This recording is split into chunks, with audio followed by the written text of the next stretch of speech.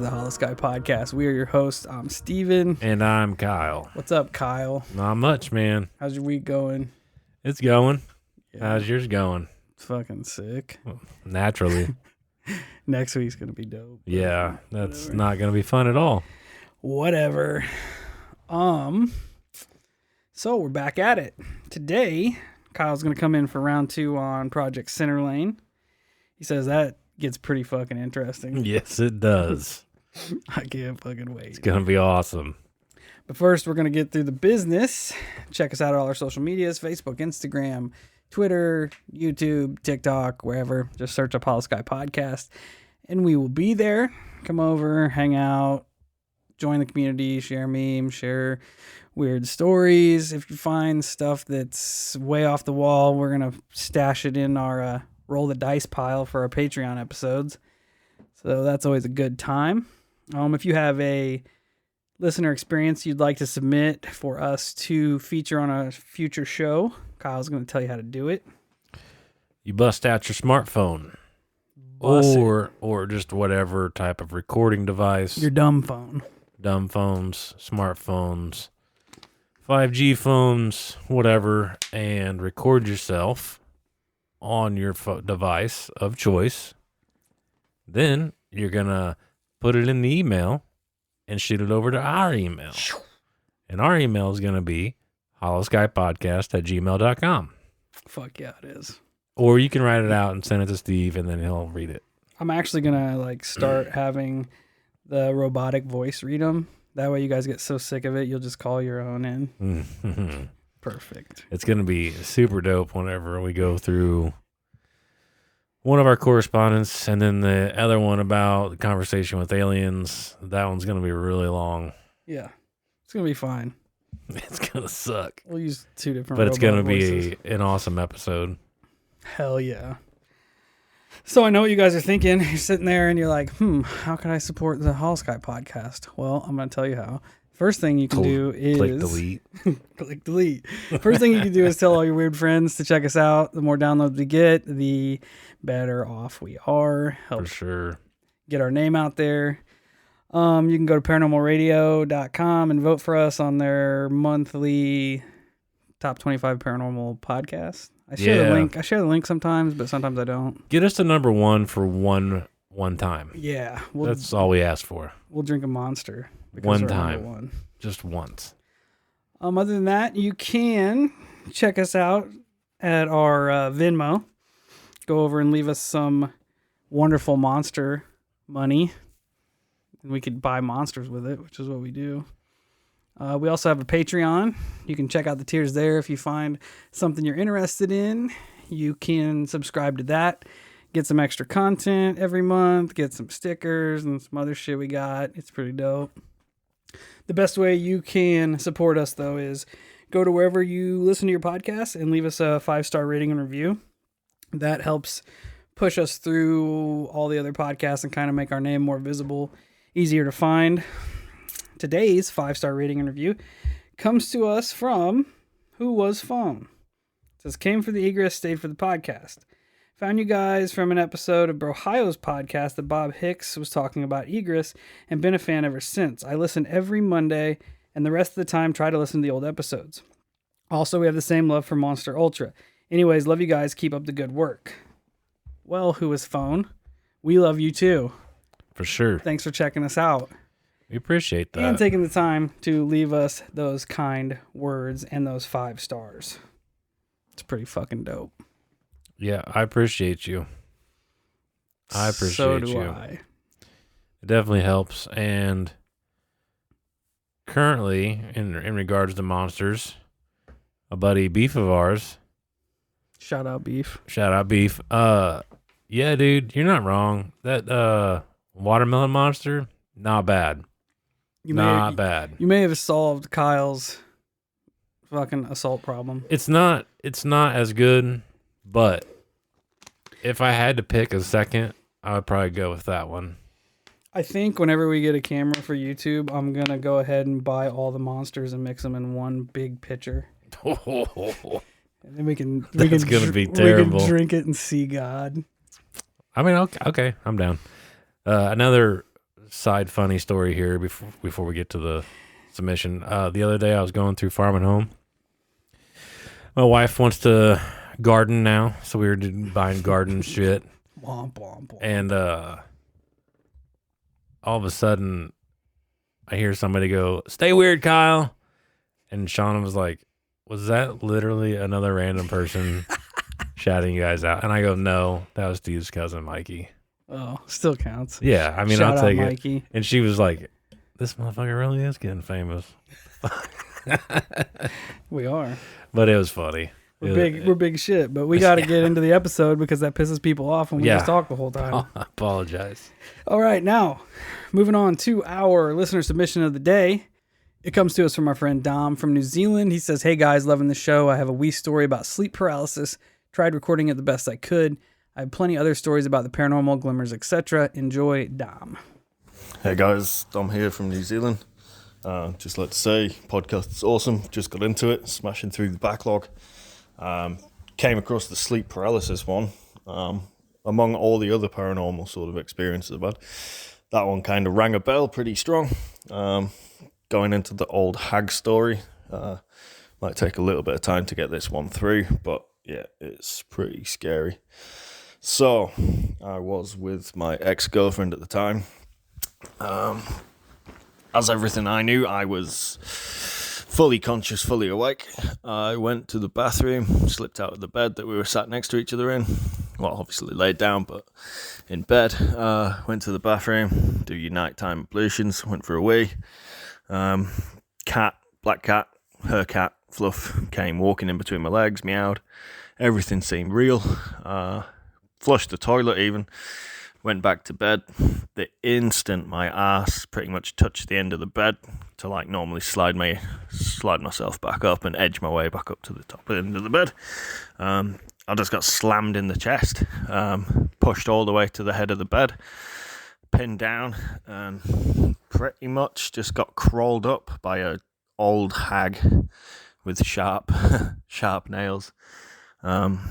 I generally don't like telling this story because I've told it once to my mate and I was like, oh, fuck, this scares me to say it. So, but yeah, she came crawling up me, pinned me down, just glaring into my fucking soul, it seemed. It's the scariest thing ever. Could not move, could not scream. Finally, she kind of like dispersed, evaporated, moved off to the side of the bed. And then was sat looking pretty much at my girlfriend at the time. That's the point where I could actually move and start screaming. So I woke my girlfriend up, obviously, with the amount of noise I was making, sat next to her, fucking petrified. Looked over, screaming at her, this woman going, "Fuck, she's looking at you, just fucking..." She's like, What can you see? Who are you looking at?" The usual, as to be expected. But the freaky thing that fucking did my head in, because obviously you think, this is all just a dream. You know the cistern in the toilet? Once you've flushed it, you can hear it filling back up and ticking away. It was still doing that, so that just kind of freaked me the fuck out, because not only had I thought it was a dream, I'd been to the toilet in my proposed dream. But yeah, that shouldn't have happened if it was a dream. So yeah, that's why it was so fucking scary, because it was real. Yeah, and the cat wasn't too far away either. So yeah, that was my story. I'll ring in again at some other time just to let you know a few other ones. But yeah, that's my sleep paralysis story. Cheers. First off, thanks so much, Dom, for taking the time to submit your encounter. Second off, fuck that. That's what I'm saying. Because I know I've talked about on the show before that I deal with sleep paralysis sometimes. Thank fuck that I do not have entities in my sleep paralysis. Yeah, well, as Dom pointed out, this wasn't a case of sleep paralysis. And me and Steve were talking about this while we were listening to the recording here. And your guys' verbiage is fucking fantastic. We love it. But bringing it back, the fact that you were just like it all clicked into place. You're like, I've still heard the toilet filling up, and that's because it was fucking real. Like, I love how you portrayed that because it just resonates with how me and Steve are. Like, there's no questioning it in your head. Like, what you experienced was 100% real. And I couldn't imagine being in your shoes. No, hearing the toilet filling back up just like solidified. It's like the syrup in the mouth for Fire in the Sky. Yeah. Like it's that it was the reminder, like, oh shit. And it was crazy when you were telling it right before you said that you don't mention it very much because it terrifies you. I looked at Kyle and I'm like, you can hear the fear in his voice when he's telling the story. The way you described it, me and Kyle both looked at each other and were like, this gives us goosebumps. Yeah, it is fucked. It's terrifying. Like it's terrifying. The fact that when she crawled off the bed, she just stared at your girlfriend. She was jelly. She was something. She was low key jelly. Fucking pissed. But yeah, I'm glad I never had to. I hope I don't deal with that. Like, I'll take all the experiences that I've personally had and accept them instead of having that one. Because like I've said, I've had sleep paralysis experiences before where the fear and the terror just overwhelm you. Like in mine, I can, it's like I can open my eyes, but they're not really open. And I know something fucked up is in my house. It's like you can feel it. It's that like sucks. You can hear it. And you can almost like feel it getting closer. But before it makes it into my bedroom, I'll wake myself up because I'll know it's happening. And I'm like sitting there, I'm like, wake up, wake up, wake up, wake up, wake up. Never has it been something like this. Nope. Where something manifests and the way you describe it was so fucking vivid where it pushes you up to the headboard and shit. Like that's fucking wild. No, I'm good. Well, I'm sorry that it happened, Dom, but thanks for calling it in and letting us in on it. Yeah, for sure. Definitely call in with your other experiences. Like you said, you have quite a few, like with the glimmers and stuff. I'm definitely interested in that. So if you get a chance, shoot them our way. We'd love to feature them and hear them. And from there, we are going to dive back into Project Centerlane. See where this craziness takes us. Oh, it gets crazy. There's a couple, I'm just going to throw them out now, a couple perv warnings. Oh, all right. So it definitely takes didn't expect that. It takes a sharp left-hand turn. So if there's little kids listening, if the F-bombs weren't enough, it's about to get real weird. Yeah, it definitely gets in the podcast room. Weird. It gets weird. So, you know, where we ended off, Hollow Sky 18 and up. Yeah, absolutely. Hollow Sky after hours, after dark, after hours, whatever. Anyways, so we leave. You know, the first episode leaves off on his basically first day of training, and we're gonna go ahead and pick up on the second day of him waking up and going back to work, essentially. So the next morning, the group gathered over breakfast, and they were going to discuss their experiences. It seemed like most of the group had a lot in common when it came to their experiences. Most had either like a oriented style experience like Roger's, or the other is like the other half had like a flying experience where they were completely disconnected from any land. They were just basically soaring above everything. So at this point, Roger is stoked. You know, he's excited to see what's next. He feels like he's on the brink of something big. But things didn't go as expected for the first half of the second day for Roger. He said once he got to the section of the training where he needed to think about the box and put all of his daily bullshit in that box, he was having a really hard time. And he said once he would put everything in and go to close the box actually started to swell and get to the point where he couldn't shut the box anymore. So sounds like you need to cut the bullshit. Right. And what it made me wonder as I'm reading this, you know, I stop and I put a mental note in my notes was, you know, it makes me wonder if his expectations were a little too high at this point. Instead of letting it happen or happening he was almost forcing it, like, you know, he was kind of showboating, like, oh, I know exactly what I'm doing. I can burn through this part and just forget about it. And They're like, hold up. yeah, I think he was just a little too overconfident in the process. And Roger decides, you know, after this little spiff, he goes to the counselors and he's like, you know, here's what I got going on, and I'm pretty pissed off about it because I'm the type of person that doesn't like to fail, and I'm not getting to where I was, and this is really disappointing for me. And she ends up telling him, listen, you're trying too hard and you're being way too serious about doing good, which is actually hurting you more than helping, which I kind of feel for Roger, because to be 100% honest, I would probably be close to the exact same way. You know, when I want to do good at something, I want to nail it. I want to get it done one go. And then if I fail at that, I beat myself up really hard. Like, I know that I'm capable of doing this, and the fact that I fucked up really weighs on my shoulders. It almost makes it worse trying to do it the second time after Yes. you didn't accomplish it the first time. Exactly. So, you know, at this point, Roger did his routine again, and things started to go a little bit better for himself. He pushed all the bullshit aside and got to work.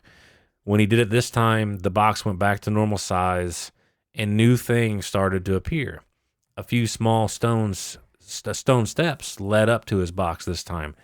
After he put all of his shit inside the box, he turned to see a large stone archway, and it had some limestone stairs that led to somewhere new. So at this point, they didn't want anybody going too far into this new world, so they called him back. You know, it's like, all right, it's time to end the session, because they were only allotting people so much time exploring in this world, almost like they were getting them acclimated to it, you know? So they kind of went through these repetitions of going to these like checkpoints, so to speak. And after each time of doing this, it became easier and easier for Roger to do his thing. Then they taught the 24, the group, basically, to form an energy bubble around them to keep their energy from dissipating and to keep them protected. When it came to this protective bubble, he was taught how to visualize it. It was like a molten lava coming from his head and forming around him. Roger recalls feeling the warmth from it, actually, that this, you know, once this once again points to some of the other things we've discussed. How we don't understand imagination, because in Roger's case, he's imagining this. So he's in this world and they're telling him how to visualize it. And so he's using his imagination to actually create something that forms around him and is supposed to keep his energy solid enough, which I would assume is meant to do that so they can go deeper into this new world to keep his energy, like a sustained energy form, to travel further on. And it's also there to keep him protected, which kind of raises some red flags. What may or may you not encounter in this world that could actually cause harm to you? Great. Right. Great. So on the third day, Roger went right into go mode, but was having trouble seeing things. But this was because the beat that was playing in his head wasn't the right one. See, each beat through the progression unlocks certain things. Once the beat went into what they called Focus 12, things started to become a little bit more reachable for Roger. Roger found himself back at the stone archway, ready to explore. He touched the pillar and, you know, by all accounts, it felt real. At this point, Roger was confused. He was thinking about how he felt he had been here in this place forever. But he also recalled how he was here just the other day. Or was it a lifetime?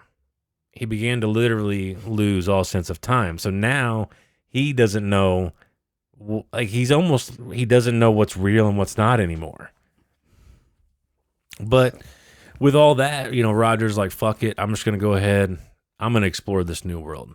So he pushes forward. He goes up the stairs that he had found earlier. The stairs were normal at first, but the higher he got, the harder it became to ascend. They became rougher and more uneven, and they even spaced farther apart the further up he went.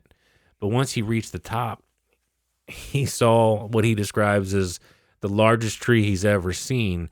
And he even notes that this tree was so big that it would dwarf the redwoods in California. Like, it makes them look like nothing. And then, so, he kind of sat there and stared in amazement for a while, but then he starts to make his way around it. And what he saw at this point took his breath away. He said he was literally staring into the universe. There were tons of stars burning, planets and moons. He could see the edge of galaxies. So, which this would take more balls than I probably would have. But Roger's like, well, fuck it. Let's just walk out there. So he steps off the edge and just takes off. No. Too afraid of heights to do that Bro, shit. I would be thinking the same thing, that I'm going to fall into forever. Yeah. That'd be the fucking worst. Dude, it's so dumb. You'd scream like the first 30 seconds and just be over it. Yeah. Like, all right. Yeah. Sick. So as he's exploring this place, Roger recalled and knew this was the energy they were being taught about this entire time. How he could always call upon this energy to help aid in his travels. Roger reached out to some of these stars, and white light began to fill his palms. And then that white light began to run through his entire body, even into his head. And once it got to his head, it almost started to do like this whole Inception thing. So Roger's in the check unit with his eyes closed, visualizing all this shit. So it's almost like he's dreaming. And then he gets to this point and he touches this white light. And then this white light starts to put visions into his head inside of where he's, you know what I mean? So it's like an Inception, like a dream within a dream within a dream. Just stacking layers. Right. Visions began to appear, and he witnessed what he said was a place made of crystals. And literally everything was made of crystals. He could see all the colors that were extremely vibrant and so vast. Then as he looked to the center of the universe, he saw a rose start to take form. The funny thing about this is the fact that Roger's actually colorblind. And he always has been. But this was actually the first time that he was able to see some of these colors. And he kind of goes into it a little bit because he brings it up. He's like, well, I know you're thinking, if I'm colorblind, how do I know what these colors look like? And the only thing he doesn't really give a shit. He's just like, listen, I basically felt that this was the color purple. I've never seen purple in the real world at all, but there was this feeling inside me that said this is what purple is. So fair enough. And he like I said, he doesn't give a shit. He's like, believe me or not, this is, what I experienced, which I kind of appreciate. And at this time, as he's looking at all these new colors that he's never seen, these purples and these teals and shit like that, Roger starts to hear the voice in the headset start to call him back. Well, at this point, Roger's not trying to leave. He's like, I don't want to leave this place. It's too beautiful. I want to stay here. But despite all of that, he decides to be the good soldier. He turns around and heads back. This time, though, Roger didn't wake up as quickly as all the times before, which for me is kind of interesting because Roger didn't want to leave that place. And he ends up having a harder time getting out, or even a longer time getting out, which for me brings up the question, would it be possible for him to lose his mind to this place forever? if he wanted to. Probably. That's kind of how I feel.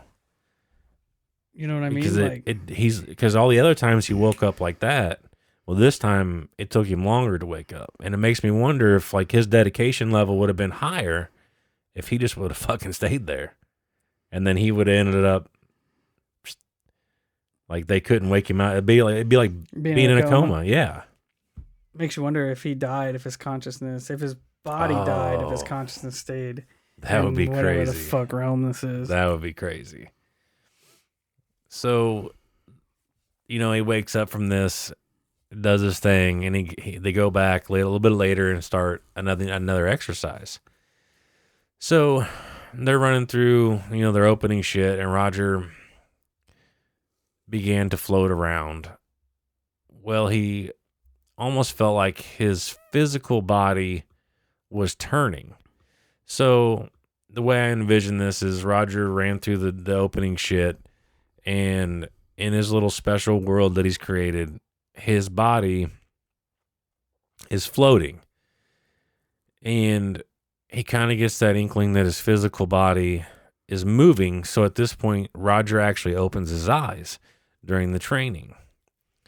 Now at this point, he's shocked. He's kind of fucked up because he was in the check unit, but he wasn't in his check unit. He was in somebody else's unit. That's fucking weird. His name was Bob, and Roger noticed how Bob had these dark auras around him. And I guess Roger could see it on his face that this Bob guy was having a lot of fucking trouble. Like the way I picture it is that he's looking down at Bob, and it's almost like Bob's having a nightmare. Like that's kind of how I envision it. Then Roger ends up going into another person's check unit, and it was a woman named Nancy. So Roger's looking down at her, you know, just kind of checking it out because this is all new to him. And he's like, how in the hell am I floating in these people's check units? Like, this is so bizarre. Well, it gets a little weirder because Nancy actually opens her eyes, looks up at Roger, and smiles at him. So he's like, oh shit. Okay. They end up getting called back. They wake up. And after every one of these sessions, they would always get together for their little group meetings to talk about their experiences. But Roger is more like me and Steve, where we probably wouldn't talk about our experiences most of the time. We would just sit and listen. So Roger doesn't like to, doesn't want to talk about his experiences, but at the same time, he's extremely excited because he does a typical dude move and he's waiting for Nancy or Bob to acknowledge him, to initiate it, so him to be like, oh shit. Tell me this is real. Exactly. He's just waiting for somebody else to tell him, so he's sitting there and like, all right, let's see what happens. Well, Bob's turn, gets there, and Bob starts to describe how he was having trouble with his session. He wasn't able to do this, that, and the other. But what Roger was really excited about was Nancy, because in that experience, Nancy acknowledged him. She looked up and smiled at him. Well, Nancy didn't end up speaking about that in the session. So Roger's even more confused. He's like, well, how did I get it right with Bob, but not Nancy? And Nancy was the one that acknowledged me. So Roger's like, fuck it. I'm just going to go take a smoke break, walk around, kind of collect my thoughts. While I was out there, Roger saw Nancy rather quickly walking towards him. And she gets within communication distance, and she's like, Roger, I saw you. Damn it. And Roger's like, what? She's like, I saw you floating right above me. And Roger's kind of like, what do you mean floating? And she's like, I didn't see you per se, but I saw your face. Like, I saw your face floating above me. and it was it was kind of comforting. But I saw you, and Roger's like, "What the fuck is going on?" So here we go, ladies and gentlemen. First perv warning. Here we go. Let's before we get into the pervness. Yeah. Okay. The whole concept of this lucid consciousness makes me wonder if people who do harness this ability, how often they creep into everybody else's Right. lives. Well, check this. Wait till you hear this next part. And I think if you stay on that path, I think your brain will go exactly where my brain went. But I also have a different spin that I want to put on this, because in this account, Roger doesn't like it. I'm gonna say that. I don't want to spoil this section, but Roger doesn't like the outcome. He likes the outcome, but he doesn't like the outcome. classic.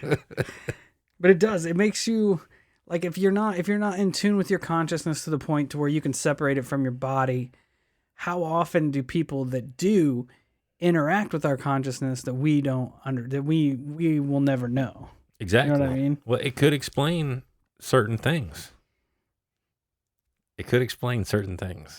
So here we go. So Stay out of my consciousness, Kyle. sorry. So they go back into their little training. It's not a good place to be.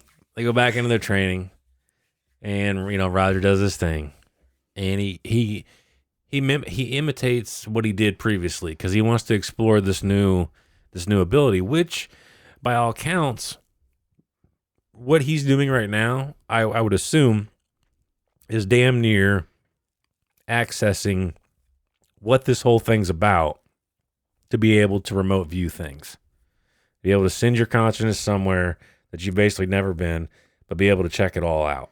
Like, I feel like that's 90% of what this project was about. Well, Roger ends up in this chick's check unit. Her name was Terry, right? Apparently, old Terry, she was a Classic she was Terry. a looker, right? She was a hot old thing. And and what's kind of fucked up is Roger goes into pretty great detail about her. Like, he's like most of the people here, they're wearing like their sweats, and they're a little bit baggy. He's like, but old Terry, she had some pretty form-fitting sweats, right?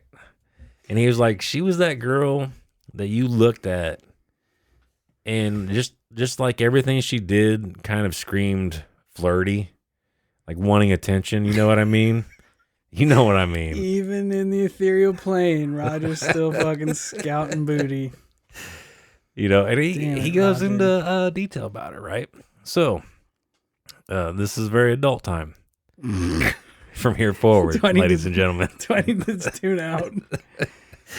So Roger's floating over top of her, and he's looking at her. And, so with all this being said, Roger obviously has a physical connection with Terry. So he's looking at her, and then all of a sudden, her pants disappear. Oh. Her pants go bye-bye. Not long after that, she's completely naked. Okay?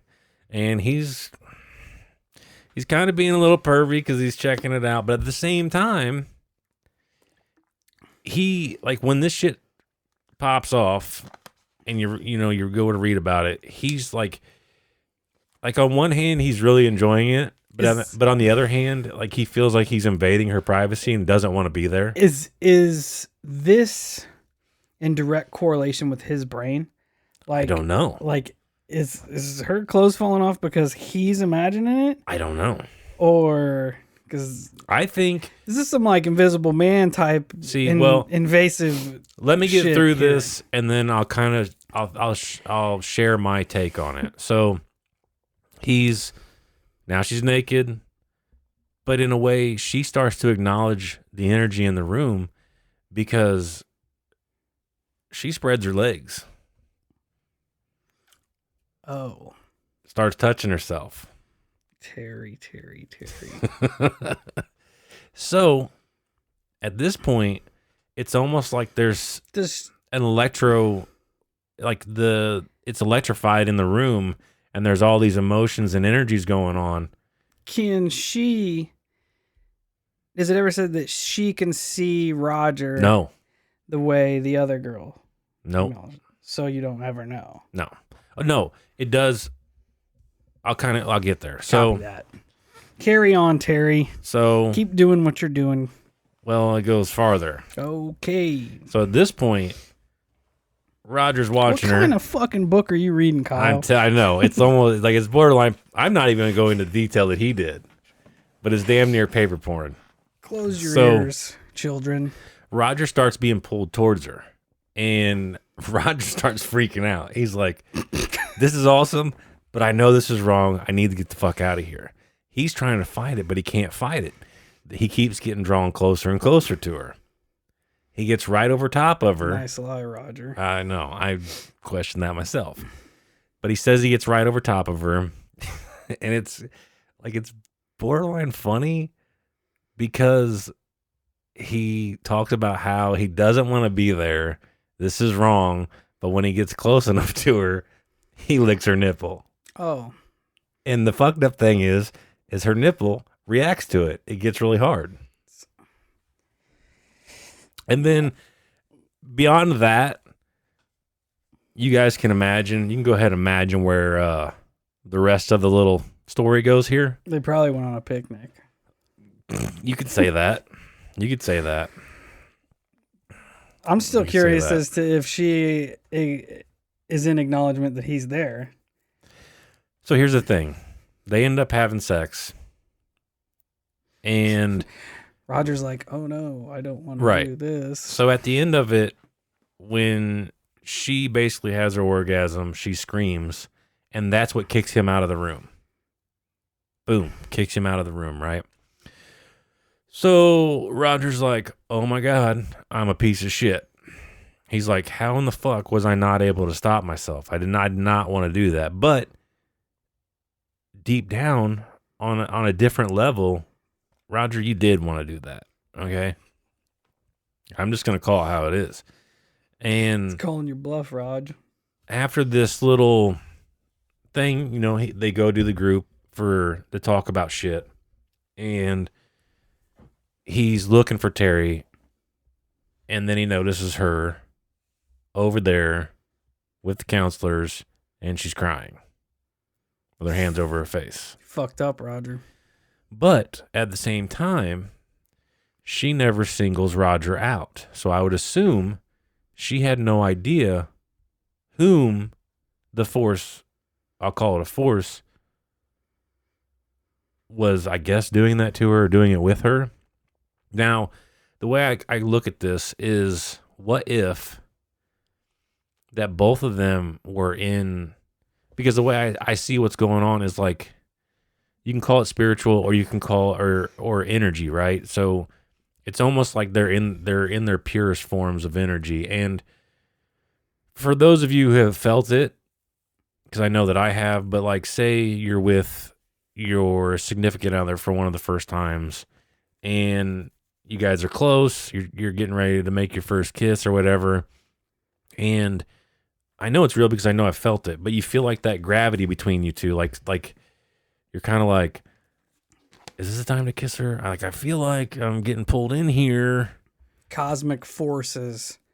Kind of to a degree. Like, there's that weird feeling, and I almost wonder if this was like that, but on steroids.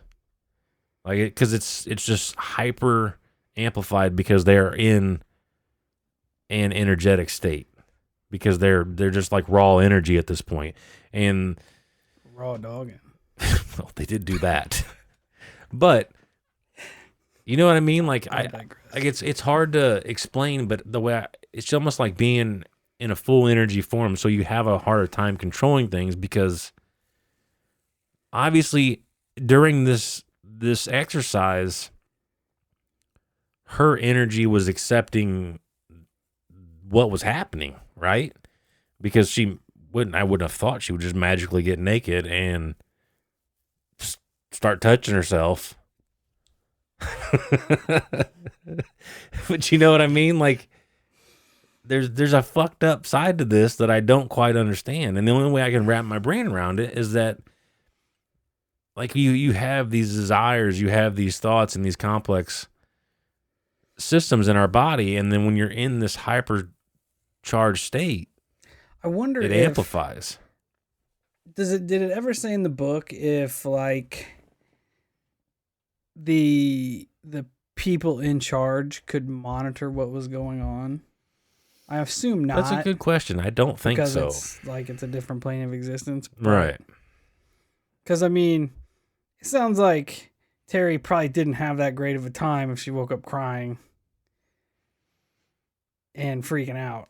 It's possible. Or when she woke up, she was more or less embarrassed, I guess, or ashamed, or felt violated at what had taken place. Yeah. You know what I mean? Like, she was definitely caught off guard by what happened, but at the same time, the way is now, as long as Roger's telling the truth here. We're only getting Roger's side of the story, dog. Exactly. So, I mean, there is definitely open interpretation here, but as long as it's all truthful, like at some point she was accepting of it, I would assume. I don't know how this fucking shit works. Either, dog. So I'm just relaying what the fucking book said, and it's bizarre. It's absolutely bizarre. No idea. Fucking Roger. Dude, it's crazy. It's absolutely crazy. But the only thing I can come up with is that, like, maybe low key outside of that, she thought old Roger was a decent looking fella himself, and there was that bit of lust there, which, because when he was in Nancy's room, it didn't happen with Nancy. No, Nancy said, Roger, you're about a 3. So it makes you, I don't know. Don't know. It's a wild story. I'm gonna have to start monitoring the books you're buying, Kyle. I'm gonna have to start monitoring. I was blown away when I got to that part. I did not expect that at all. I expected this to go to like him remote viewing locations and shit like that. Yeah, he was remote viewing something. Yes, he was, and it wasn't locations. So, anyways, moving past this, the next exercise, they were set to go to Focus 21, which at this stage, it is this stage where you exist at the edge of space and time. It also offers the ability to contact other energies. And I find it interesting that they specify as energy and not beings. Because he does end up meeting somebody else out there, and it's got a pretty fucking eerie description. Great. But they signify them as energies instead of beings. So Energies sound way less nefarious than a being. yeah, I second that. But during this, this Focus 21, some of the members saw life force of trees, flowers, and even rocks, which is strange because the beings in Stardust said one of the first things we should be able to do is communicate with all life forces. Yeah. So there's that little comparison. Others were seeing and communicating with friends or loved ones who had passed. Roger, on the other hand, began putting out that he wanted to communicate, but needed an invitation. Then all of a sudden, he started to get pulled again. And he's like, I had no fucking clue where I was being pulled to, but I started flying across different landscapes until he finally landed. And when he turned around, Roger realized that he wasn't alone. He describes this energy, quote unquote, as being a man, even though nothing was visual, like you couldn't see any genitalia at all on this being. So there's one tick for something I already am thinking of. Wasn't wearing any clothes. There's my other tick. Maybe Roger's ethereal plane is just all. He's like, nobody's coming in my realm of reality wearing clothes. Well, here we go. The being's skin was gray like ash. His mouth was thin, just like a straight line. And he had a big ass dome. It had no ears. It was tall with thin arms and legs. And apparently the arms and legs seemed a bit too big for its body. With this being said, here's like instantly my brain goes to gray. That's what I thought. I was waiting for you to say he Instantly. had a big ass noggin. So here's a curveball. The being apparently, energy, however you want to label it, had wings, which Roger could slightly see over the top of the being. Interesting. It also had small eyes that were set back into a skull. Like, I guess his head was like a gray. It was just bald, but its eyes were recessed and very small. Silver Surfer. Kind of like Silver Surfer. That's weird. That's who it is. It's like a Silver Surfer mixed with Archangel. Yeah. So this being reached out his hand with his palm up. Why would you need wings if you can just travel wherever the fuck you want? I don't know, man. To? Maybe this is like an energy Twitter, more or less. It's where you send your energy and you can hang out with other people. Yeah, you can just make your own avatar. Yeah, Cool. pretty much. Cool. That's a pretty decent way of spinning this, I think. Yeah, just create your own. So that being said, this being reached out with his hand, his palm up, and Roger said, I felt the being smile. I couldn't actually see him smiling, but it was like it was communicating through emotion. Roger even felt warmth and welcome to his place. Roger smiled back, accepting what the being was giving forth. Then, as every single time we get somewhere interesting, Roger gets called back. So he's got to leave this place. And this ended up being the last exercise that Roger was able to go through. You know, and then after the training, they were all sent home, which at this point, Roger felt empty. He's like, I feel like I'm two different people trapped in the same body. There's the everyday world Roger, which fucking sucks.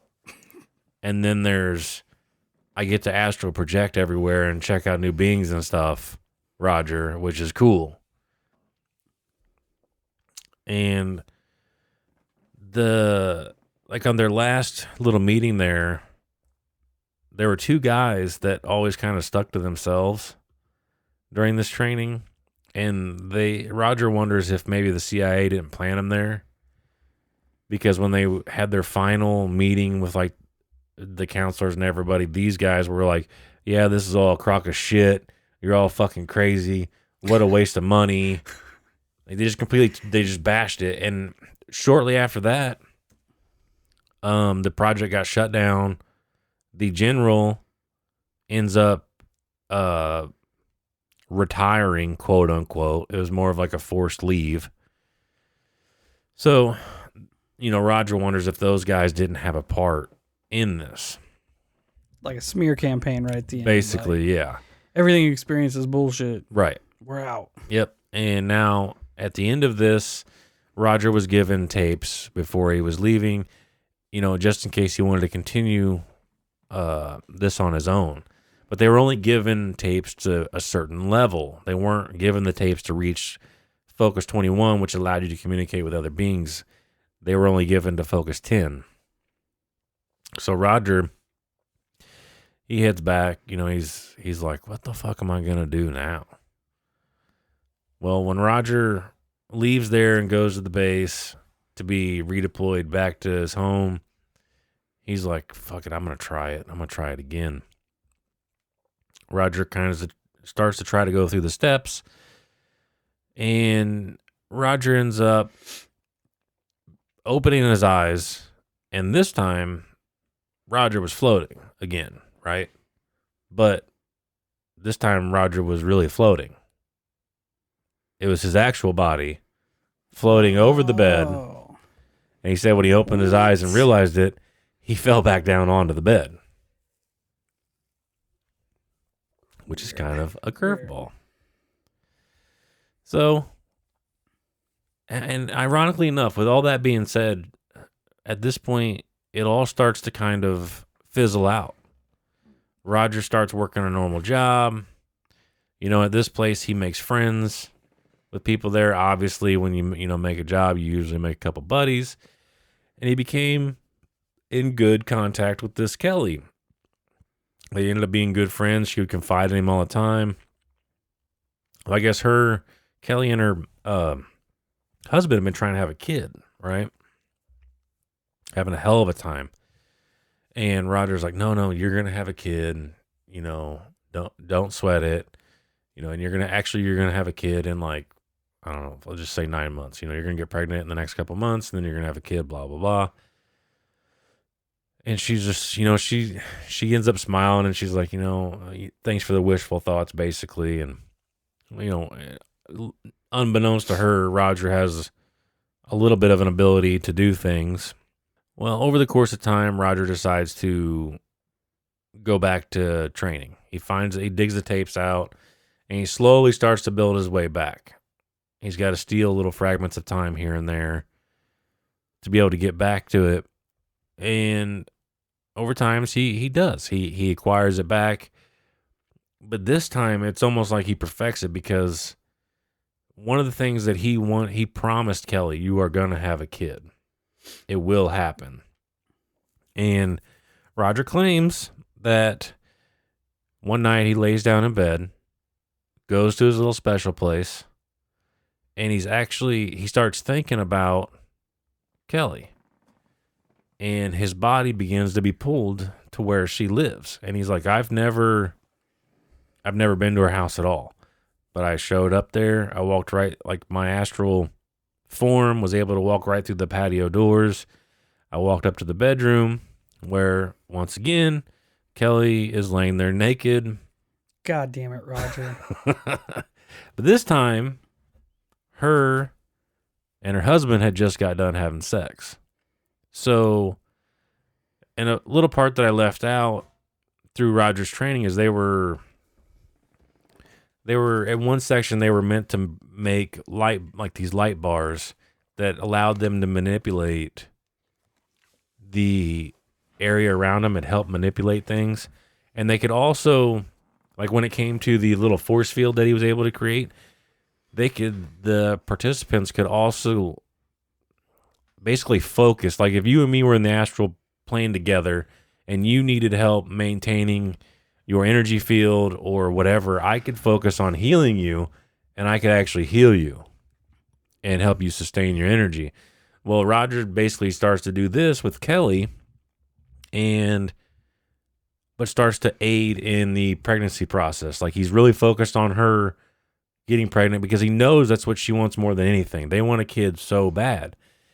And Roger's like, it kind of bothered me a little bit because the whole time I pictured Kelly having a kid, I always anticipated a girl. But when I was helping her, I guess his healing color was like this purple mist that was coming out of his aura. And when it got to her, he's like, I noticed that this little blue mist was forming. And well, she ends up having a boy later on. And he's like, I should have picked it up, but I never did because I always envisioned her with a girl.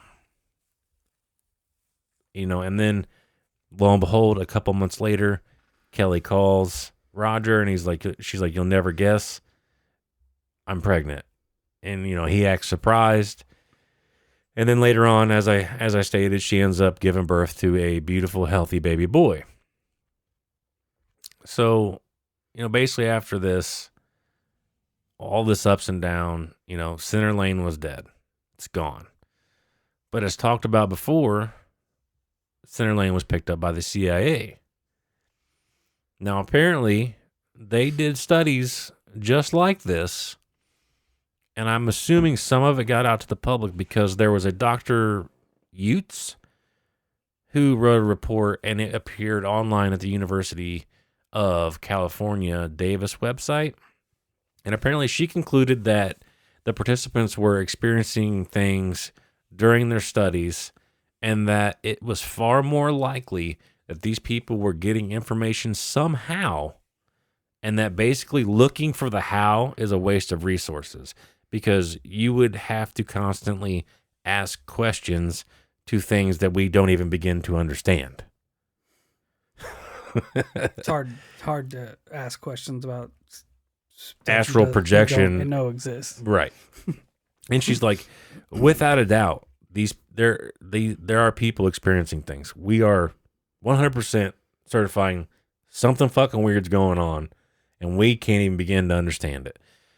To the contrary, this other guy came out basically in response to her report, this Dr. Ray Heyman, and he disagreed in saying that her report was done far too soon. And he basically just smears all over her report. So you have conflicting reports at this point, which in this field is always going to happen. But Roger, to me, makes a very valid point. He's like, I read both the reports, and I think that the way this works is you're going to have those people who don't believe. They're not going to believe despite any evidence to the contrary. That's just who they are. They're designed to not believe. And on the other hand, you're going to have people who are going to believe despite proof. You know, any lack of definite proof, they're still going to believe no matter what. So, you know, by the way that I read that, I obviously get the statement, but I can't help but to think, you know, how when they went into this training, when you believe in these things, it's almost like you open the door for these things to enter. You make it far easier for these things to manifest. Yep. You know, it's like you're connecting, you're plugging into the outlet there, and you're like, yep, I'm ready for some experiences. Let's go. Whereas if you don't believe, you're shutting that door. And I'm not saying that these things aren't still happening around you, but it's like you're not even willing to acknowledge it. You know what I mean? Like for those people, yeah, you see the UFO shimmer across the sky, and you know that it's not a shooting star, but you're just like, it was probably just a shooting star. Just go back to bed. Like, you're silly. You're silly. That was not a UFO. Are you dumb? Shauna, just go back to bed. Yeah, it was a hunk of space poopy burning up in the atmosphere. That's what it was. Like, come on, get out of here. You know, so basically, those types of people, they just put the blinders on and they're like, yeah, none of this is real. Bigfoot can't even remotely be real. I mean, it's insane to think that he's a weather balloon. Yes, exactly. Bigfoot is a weather balloon. I love it. We've solved another one. I love it. But that kind of concludes most of Center Lane. It was a fucking bizarre story. So when you picked this up, you had no idea what Center Lane was, right? Fuck no. You just you thought the title sounded I dumb. literally thought the title sounded cool. I love it. Like, that's why I didn't know either, but that's why I got the book. Fuck yeah. But I anticipated more, and there was a section where Roger and the group actually predicted a U.S. ship that ends up getting sunk later on. I can't remember too many specifics on it. I thought I wrote it down, but obviously I didn't. But he does end up predicting it. I thought it was more about remote viewing, honestly. But come to find out, it's more about. I mean, I think they wanted to accomplish that. I think that was the end goal, obviously. Yeah, anything I feel like a military can use. Yeah. To get a step ahead. Right. That's probably the end goal. Yeah, but I think, at least in Roger's case, like, he might have actually found an entire different plane of existence. That's fucking wild. Because if you think about it, that could be linked to the fucking dreams that you have, to the deja vu. I mean, the possibilities are legitimately endless in what Roger was experiencing. Yeah, consciousness is fucking weird. Right, you know. Like the whole story is it definitely left hooked me. I did not see a lot of this coming. Yeah, that is. But regardless, it was a Weird. fucking interesting story. I could not believe that. Like, there's a part of me that's like, I wonder if I could do this. Because there's been a lot of people who've reached out with like meditation. That's And true. then it makes you wonder about the motherfuckers who are always hitting DMT and stuff like that. And they're yeah. supposedly talking to other beings. Yeah. Like, what if the DMT alters your mind the same way that doing Opens whatever those doors. Yes. That's fucking weird. Right. Like, I don't know. I feel like my brain at this point is open enough to where I might be able to fucking accomplish something like this. Which is terrifying to think about because I know that I'm also paranoid and that I will be the my dude. I'll be the God. bad acid trip guy. I'll be in the corner crying. Bro, the immediate second that silver being with wings walks up behind you, you're gonna fucking shit yourself and have Probably. a stroke. Unless he reaches his palm out and he that's his way of smiling. And I'm like, oh, this motherfucker's just smiling at me. What's up, dude? Kyle, you would fight him and run away. I'd probably still be scared. I'm not gonna lie. I would probably still be Like, fucking terrified. Get your fucking hand back. I don't know you. I'm just gonna visualize an AK-47, motherfucker. Welcome to Earth, bitch. That's a good clip.